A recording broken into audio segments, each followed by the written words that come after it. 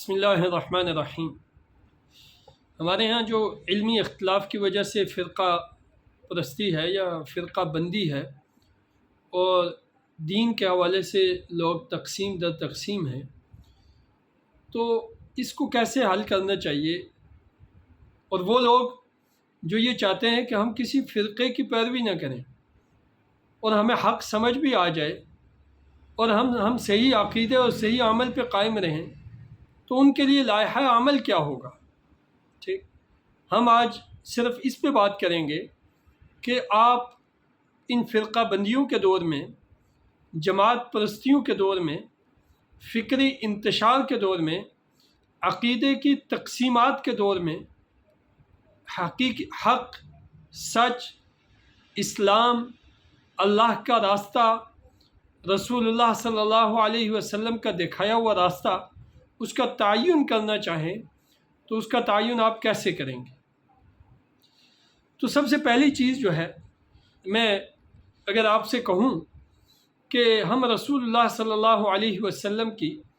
ایک حدیث وہ اگر اپنے سامنے رکھیں تو وہ ایک بنیادی حدیث ہے، اور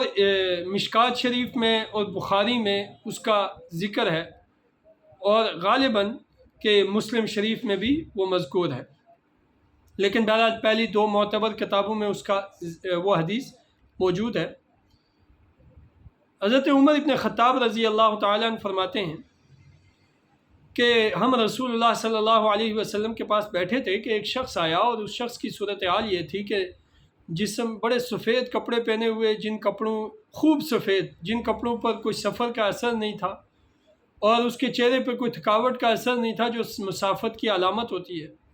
اور وہ آ کے رسول اللہ صلی اللہ علیہ وسلم کے سامنے گھٹنے قریب کر کے بیٹھ گیا اور سلام کیا اور بیٹھ گیا، اور اس نے رسول اللہ صلی اللہ علیہ وسلم سے سوال کرنے کی اجازت چاہی، اور پھر اس نے سوالات کیے۔ تو پہلا سوال اس کا یہ تھا کہ اخبرنی عن الاسلام، یا رسول اللہ مجھے اسلام کے بارے میں بتائیے۔ تو آپ صلی اللہ علیہ وسلم نے اس سوال کا جواب دیا، ان تشہد ان لا الہ الا اللہ، تو گواہی دے کہ اللہ کے سوا کوئی معبود نہیں، وان محمد رسول اللہ، اور یہ کہ محمد اللہ کے رسول ہے،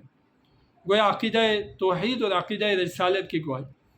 وتقیم الصلاۃ، تو نماز قائم کر، وتؤتی الزکوٰۃ، اپنے مال کی زکوٰۃ ادا کر، وتصوم رمضان، اور رمضان کے روزے رکھ، وتحج البیت، اور بیت اللہ کا حج کر، ان استطاع الیہ سبیلا، اگر تیرے پاس سفر کرنے کی استطاعت یعنی مال ہے تو۔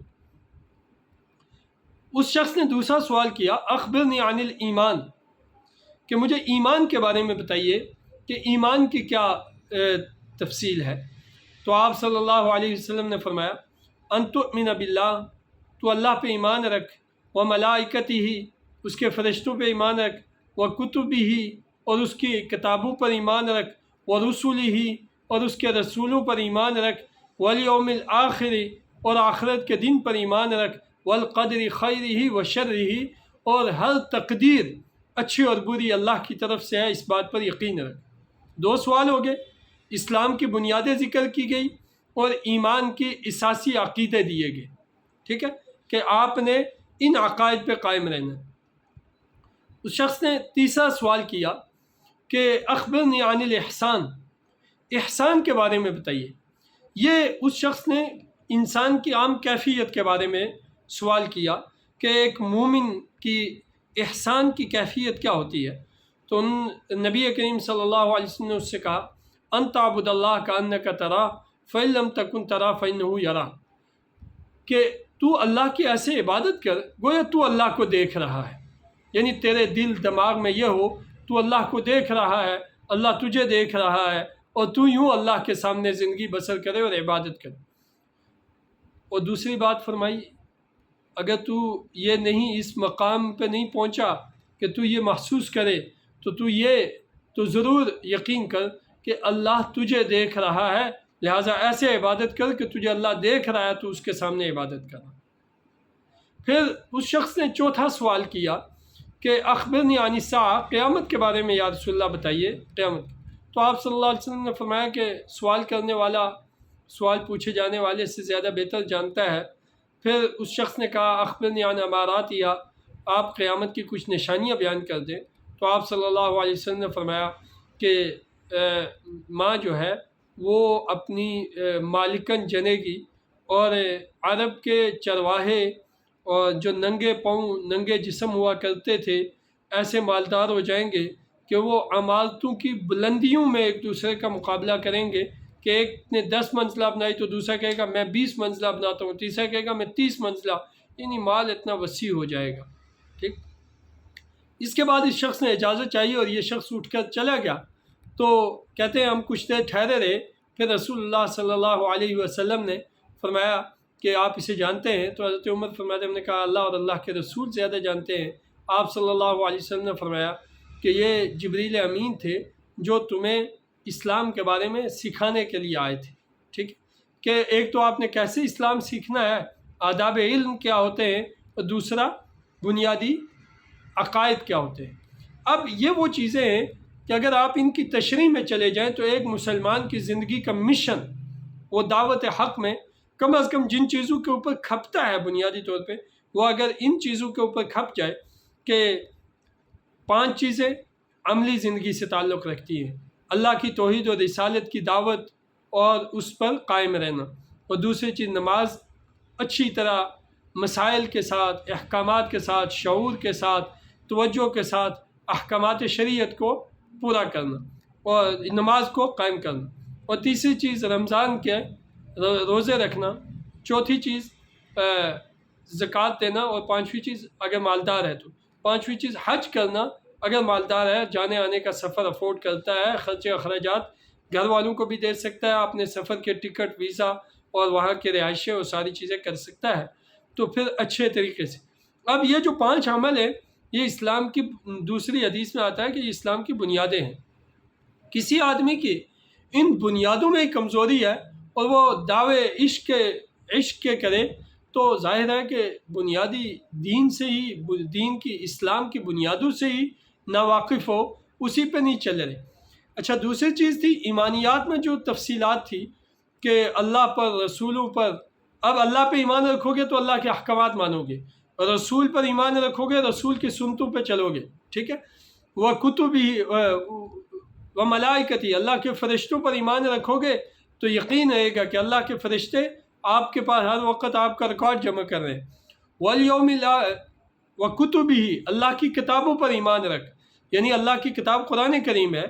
آپ کو کسی کتاب کی طرف پہلے رجوع ہونے کی ضرورت نہیں، سب سے پہلے قرآن کی طرف۔ قرآن کریم کے بھی ڈائریکٹ جو احکامات ہیں، مثلا قرآن کریم نے کہا کہ